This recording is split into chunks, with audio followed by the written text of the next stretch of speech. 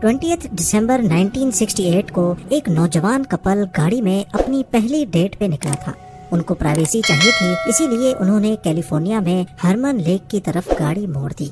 गाड़ी में 16 साल लड़की बेटी लो जेनसन और 17 साल का लड़का डेविड फ्राडे दोनों इस बात से बेखबर थे कि एक अजनबी आदमी इनका पीछा कर रहा है। अभी वो लेक हरमन के पास रुके ही थे कि पीछे से अजनबी गाड़ी आई, जिसमें बैठे शख्स ने डेविड और बेटी को गाड़ी से उतरने का कहा। जब उन्होंने मना किया तो उस शख्स ने उनको डराने के लिए उनकी गाड़ी के पिछले व्हील पे एक फायर कर दिया। डर के मारे डेविड और बेटी फौरन गाड़ी से निकल कर भागे, जिस पर उस शख्स ने उन दोनों को गोली मार दी। डेविड को सर पे तो बेटी को 5 गोलियां उसकी पीठ पर लगी। इस सीन के बाद वो शख्स फौरन मौके से फरार हो गया। नाजरीन, ज़ोडिएक किलर 20वीं सदी के सबसे डरावने सीरियल किलर्स में से एक है। 1960s और 70s के दरमियान उसने अपने खौफनाक हमलों से पूरे सैन फ्रांसिस्को को डरा रखा था। वो अखबारों और पुलिस वालों को लेटर भेजता, फखर से अपने कत्ल का एतराफ करता और उनको सुलझाने के लिए पहेलियां भी भेजता था। अपने पहले 2 मर्डर करने के बाद वो 6 महीनों तक चुप बैठा रहा, लेकिन फिर दोबारा से नमूदार हुआ एक दूसरे मर्डर केस के साथ। 4 जुलाई 1969 ये अमेरिका में इंडिपेंडेंस मनाने का दिन था। 18 साल डैर्लिन फेरिन और 16 साल माइकल मेजल फायरवर्क्स का सामान लेने गाड़ी में निकले थे। उन्होंने नोटिस किया कि कोई अजनबी गाड़ी उनका पीछा कर रही है। गाड़ी को धोखा देने के लिए वो ब्लू रॉक स्प्रिंग्स पार्क की पार्किंग में टर्न हो गए, लेकिन पीछा करता अजनबी भी उनके पीछे ही पार्किंग में आ गया। पहले उसने अपनी गाड़ी उनके बराबर में लगाई, लेकिन कुछ सेकंड्स के बाद गाड़ी रिवर्स करके चला गया। ये देखते हुए डार्लिन और माइकल ने एक सुख का सांस लिया, पर ये सुख सिर्फ कुछ ही लम्हों का मेहमान था। अजनबी गाड़ी दोबारा से आई और इस बार उनकी गाड़ी का रास्ता ब्लॉक करके पीछे पार्क हो गए। उसमें से एक शख्स निकला जिसके हाथ में एक पावरफुल फ्लैश लाइट थी, जो उसने डार्लिन और माइकल के मुंह पे मारी। शुरुआत में उनको लगा कि शायद कोई पुलिस ऑफिसर है, लेकिन इसके साथ ही उस शख्स ने उन दोनों पर गोलियां चला दी और फौरन गाड़ी में बैठकर फरार हो गया। डार्लिन तो मौके पर ही मर गई, पर माइकल जख्मी हालत में जिंदा बच गया था। कुछ देर बाद पास मौजूद 3 बच्चों ने पुलिस को बुला लिया। माइकल ने कातिल का चेहरा देख लिया था, जिसकी मदद से पुलिस ने बाद में कातिल का स्केच बनवा लिया। इस वाक़े का सबसे हैरान कुन मरहला ये था कि उसी दिन कत्ल के बाद रात के 12:40 पर वेलियो पुलिस डिपार्टमेंट को एक अजनबी शख्स की कॉल आती है, जो वो किसी फोन बूथ से कर रहा था, पर उसने कुछ बोलने से पहले ही फोन काट दिया। ये ज़ोडिएक किलर की जानिब से पुलिस को की जाने वाली सबसे पहली फोन कॉल थी। करीब 1 महीने के बाद 1 अगस्त 1969 को ज़ोडिएक किलर ने 3 अलग अलग न्यूज़पेपर्स को लेटर लिखे। उसने लेटर में लेक हरमन में हुए मर्डर्स और इंडिपेंडेंस डे पर ब्लू रॉक स्प्रिंग्स पार्क में मरने वाली लड़की के कत्ल की जिम्मेदारी भी कबूल की। अपनी बात को साबित करने के लिए उसने कुछ ऐसी डिटेल्स बताई जो सिर्फ पुलिस को पता थी, जैसा कि कौन सी बुलेट फायर की गई थी, कितनी गोलियां लगीं और विक्टिम्स ने कौन से कपड़े पहन रखे थे। लेटर के साथ ज़ोडिएक किलर ने एक इनकोडेड मैसेज भी साथ ही भेजा था और उसने डिमांड की कि ये साइफर अगले दिन न्यूज़पेपर में छप जाना चाहिए, वरना वो मजीद कत्लो गारत करेगा। ये इनकोडेड साइफर इंटेलिजेंस एजेंसीज को डिकोडिंग के लिए भेज दिया गया, लेकिन फिलहाल ये साइफर क्रैक ना हो सका। अगले दिन न्यूज़पेपर में साइफर पब्लिश होने के बाद सैन फ्रांसिस्को से ताल्लुक रखने वाले एक कपल ने इस साइफर को उसी दिन क्रैक कर लिया। उसमें लिखा था, I like killing because it is so much fun. It is more fun than killing wild game in the forest because man is the most dangerous animal of all to kill. Cipher में उसने ये भी लिखा था कि वो after life में believe करता है और जो लोग वो मार रहा है वो मरने के बाद वाली जिंदगी में उसके गुलाम बनेंगे। न्यूज़पेपर को लिखे लेटर्स के बाद 2 महीने तक खामोशी रही, पर ज़ोडिएक किलर एक बार फिर से नए केस के साथ नमूदार हुआ। 27 सितंबर 1969 को एक कॉलेज का कपल पिकनिक मनाने बेरिएसा लेक के किनारे पर मौजूद था। ब्रायन हार्टनेल और सेसिलिया शेपर्ड। उन्होंने नोटिस किया कि एक आदमी उनके करीब आ रहा है। उसने काला हुड पहन रखा था जिस पर ज़ोडिएक का सिंबल बना हुआ था। करीब आते ही ज़ोडिएक ने अपनी गन निकाली और कपल से पैसे और गाड़ी की चाबियां मांगी। برائن کے پاس اس وقت 75 سینٹس تھے جو اس نے گاڑی کی چابی کے ساتھ اس کو دے دیے۔ اتنے میں اس نے برائن کو گاڑی کی چابی واپس کی اور بندوق کے زور پر ان دونوں کے ہاتھ رسی سے باندھ دیے۔ پھر اس نے اپنا چاقو نکالا اور دونوں پر کئی وار کیے۔ یہ سوچتے ہوئے کہ دونوں مر گئے ہیں، زوڈیاک کلر واپس گاڑی کی طرف گیا اور کپل کی گاڑی پر ایک میسج لکھ کر وہاں سے فرار ہو گیا۔ اس میسج میں جگہ کا نام، ڈیٹ، ٹائم اور ہتھیار کا نام لکھا تھا۔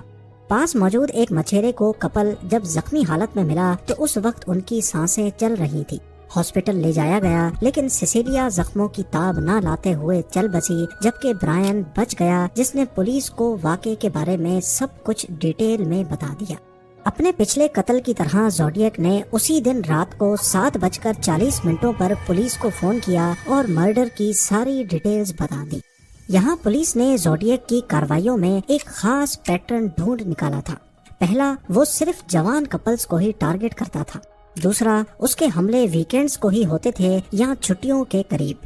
تیسرا، وہ یا تو رات کے اندھیرے میں حملہ کرتا تھا یا پھر شام کے وقت جب ہلکی ہلکی روشنی ہوتی ہے۔ چوتھا، وہ جو بھی قتل کرتا فخر سے اس کا اعتراف کرتا جیسے اتھارٹیز کو چیلنج کر رہا ہو۔ پانچواں، زیادہ تر مرڈرز وہیں کیے جاتے جو جانے مانے ڈیٹنگ پوائنٹس تھے۔ چھٹا، زیادہ تر مرڈرز گاڑی میں کیے جاتے، اور آخر میں ساتواں پیٹرن یہ تھا کہ زیادہ تر مرڈرز پانی کے قریب ہوتے تھے۔ ان 7 پیٹرن سے یہ ظاہر ہوتا ہے کہ شاید زوڈیاک محبت سے مایوس ہے یا اس کی لڑکیوں سے خاص نفرت ہے، کیونکہ پچھلے 3 میں سے 2 حملوں میں لڑکے بچ گئے تھے۔ حالانکہ پولیس کو اس بات کا علم نہیں تھا کہ زوڈیاک کا اگلا ٹارگٹ اس پیٹرن کو توڑنے والا ہے۔ پچھلے مرڈر سے صرف 2 ہفتے بعد 11 اکتوبر 1969 کو زوڈیاک نے پال اسٹین نامی ایک کیب ڈرائیور کو رات کے 9:30 بجے روکا اور اسے پریسیڈیو ہائٹس کی میپل اسٹریٹ جانے کو کہا۔ جب ڈرائیور اپنی منزل پر پہنچ گیا تو زوڈیاک نے پہلے گاڑی رکنے کا انتظار کیا اور پھر پال اسٹین کو پوائنٹ بلینک رینج سے شوٹ کر دیا۔ اس کے بعد زوڈیاک اتر کر آگے پیسنجر سیٹ پہ بیٹھا اور پال کی شرٹ کا ایک پیس کاٹ کر اپنے ساتھ لے گیا۔ اس مرڈر کے دوران پاس موجود بلڈنگ کے 2nd فلور سے 2 بچے یہ سارا منظر دیکھ رہے تھے۔ انہوں نے فوراً پولیس کو انفارم کیا، لیکن ان سے غلطی یہ ہوئی کہ انہوں نے زوڈیاک کا حلیہ بتاتے وقت اس کا رنگ بلیک بتا دیا۔ اسی ایریا میں ایک پولیس کار پیٹرولنگ پہ نکلی ہوئی تھی۔ انہوں نے فوراً میپل اسٹریٹ کا رخ کیا اور راستے میں ان کا ٹکراؤ زوڈیاک سے ہوا، جو ہلکی دھند کے بیچ پیدل چل رہا تھا۔ اب کیونکہ پولیس کسی کالے رنگ کے شخص کو ڈھونڈ رہی تھی، اس وجہ سے ان کا زوڈیاک پر زیادہ شک نہیں گیا، کیونکہ یہ بلیک نہیں تھا۔ پولیس نے زوڈیاک سے رک کر پوچھا ضرور کہ کیا انہوں نے اس ایریا میں کچھ عجیب سا دیکھا ہے۔ آگے سے زوڈیاک نے بتایا کہ اگلی گلی میں ایک شخص گن لہراتا ہوا گیا ہے، لہٰذا پولیس جلد بازی میں اسی ڈائریکشن میں چلی گئی۔ حالانکہ پولیس آفیسرز اگر اتر کر زوڈیاک کو دیکھتے تو ان کو اس کی جیکٹ پر خون کے دھبے نظر آ جاتے۔ زوڈیاک ایک بار پھر سے پولیس کی گرفت سے بھاگنے میں کامیاب ہو چکا تھا، لیکن پولیس کو پال اسٹین کی گاڑی سے زوڈیاک کے فنگر پرنٹس مل گئے۔ کچھ دنوں کے بعد زوڈیاک نے نیوز پیپرز کو دوبارہ سے لیٹرز لکھے اور پال اسٹین کی ہتیا کا سارا قصہ ہو بہو بتا دیا، اور ساتھ میں ثبوت کے لیے پال اسٹین کی شرٹ کا پیس بھی بھیج دیا۔ اس بار اس نے اسکول بس پہ حملہ کرنے کی دھمکی دی تھی۔ اس دھمکی سے پورے ایریا میں خوف کی لہر دوڑ گئی اور پولیس نے اگلے کئی ہفتوں تک ساری اسکول بسز کا پیچھا کرنا شروع کیا، لیکن اسکول بس پہ کبھی بھی کوئی حملہ نہیں ہوا۔ جن بچوں نے زوڈیاک کو دیکھا تھا ان کی مدد سے زوڈیاک کا ایک نیا فریش اسکیچ بنوا کر تمام ٹیکسی ڈرائیورز کے بیچ پھیلا دیا گیا، پر اس بار زوڈیاک ایک نئے طریقے سے میدان میں اترا۔ ٹیکسی ڈرائیور کو مارنے کے ٹھیک 10 دنوں کے بعد 22 اکتوبر 1969 کو زوڈیاک نے اوکلینڈ پولیس ڈپارٹمنٹ میں فون کیا اور کہا کہ وہ میلون بیلی، جو کہ اس وقت ایک جانے مانے وکیل تھے، ان سے ٹی وی شو میں بات کرنا چاہتا ہے۔ یہ چینل 7 کا ٹاک شو تھا جو اس دن وقت سے پہلے ہی شروع ہو گیا۔ کچھ دیر ویٹ کرنے کے بعد زوڈیاک نے کال کی، لیکن فون کاٹ دیا۔ جب اگلی بار اس نے فون کی تو یہ کال زیادہ ٹائم تک چلی۔ اس کال میں زوڈیاک نے اپنا نام سیم بتایا۔ پورے شو کے دوران 35 بار اس نے کالز کی، جن میں سے صرف 12 ہی آن ایئر ہوئی۔ کالز کے دوران وکیل نے کچھ سوالات کیے جس پر سیم الٹے سیدھے ہی جواب دیتا رہا۔ بعد میں معلوم پڑا کہ یہ زوڈیک نے کال ہی نہیں کی تھی، کیونکہ جن لوگوں نے زوڈیک کی اصل آواز سن رکھی تھی ان سب نے کہا کہ یہ زوڈیک کی آواز نہیں ہے۔ انویسٹیگیشن سے معلوم پڑا کہ یہ کال نیپا اسٹیٹ ہاسپٹل میں موجود کسی مینٹل پیشنٹ نے کی تھی۔ ٹی وی شو ڈرامہ کے چند ہفتوں کے بعد نیوز پیپرز کو زوڈیک کی طرف سے 2 اور لیٹرز ریسیو ہوئے۔ ان لیٹرز کے بیچ میں ایک انکوڈڈ سائفر تھا جو وہ نیوز پیپر میں دوبارہ سے پبلش کروانا چاہتا تھا۔ پہلا سائفر جو کہ ایک ہی دن میں کریک ہو گیا تھا، اس بار والا کافی زیادہ مشکل تھا جو اگلے 50 سالوں تک ڈیکوڈ نہیں ہو سکا۔ چند سال پہلے 2020 میں 3 کوڈ بریکرز نے کمپیوٹر سافٹ ویئر کی مدد سے اس سائفر کو ڈی کوڈ کیا۔ اس سائفر میں زوڈیک نے اپنے بارے میں تو کچھ نہیں بتایا، نہ ہی اور کچھ امپورٹنٹ کلو دیا، بلکہ یہ ضرور کہا کہ ٹی وی ٹاک شو میں کال کرنے والا کالر میں نہیں تھا۔ جبکہ سائفر کے ساتھ جو لیٹر اس نے نیوز پیپر ایڈیٹر کے نام لکھے تھے اس میں پولیس کو آخر کار ایک کلو مل ہی گیا۔ وہ اس بار پولیس کو دھمکی دے رہا تھا کہ اس نے ایک بم بنا لیا ہے جو اس کی بیسمنٹ میں پڑا ہے۔ کئی پیجز پہ لکھے اس لیٹر میں کام کی صرف یہی ایک چیز تھی۔ اگر وہ واقعی سچ بول رہا تھا تو اس کا مطلب یہ ہوا کہ زوڈیک کسی اپارٹمنٹ میں نہیں بلکہ گھر میں رہتا ہے جہاں بیسمنٹ ہو سکتی ہے، اور اس وقت بیسمنٹس بے ایریا میں اتنی کامن نہیں تھی، یعنی زوڈیک بے ایریا میں نہیں رہتا۔ اپنے گھر میں بیسمنٹ کا بتا کر شاید زوڈیک نے ایک غلطی کر دی تھی۔ ان لیٹرز کے 5 مہینے کے بعد 22 مارچ 1970 کو زوڈیک نے ہائی وے 132 پہ کیتھلین جونز نامی خاتون کو کڈنیپ کرنے کی کوشش کی، لیکن خوش قسمتی سے وہ جان چھڑا کر بھاگ نکلی۔ جب پولیس نے کیتھلین کو زوڈیک کا اسکیچ دکھایا تو انہوں نے فوراً اس کو پہچان لیا۔ اگلے 4 سالوں تک زوڈیک کئی لیٹرز اور سائفرز بھیجتا رہا۔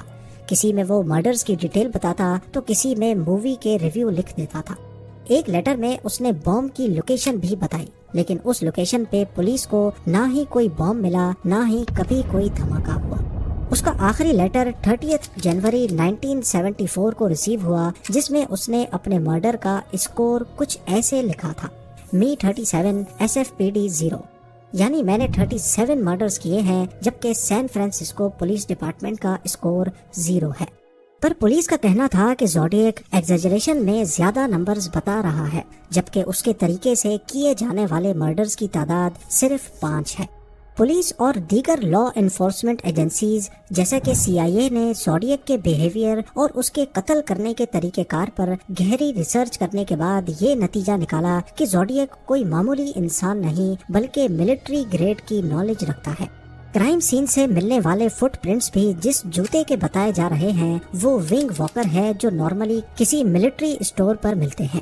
اس کے علاوہ کرپٹولوجی اور سائفر کا ایکسپیرینس بھی ہو سکتا ہے اس نے ملٹری میں رہنے کے دوران حاصل کیا ہو۔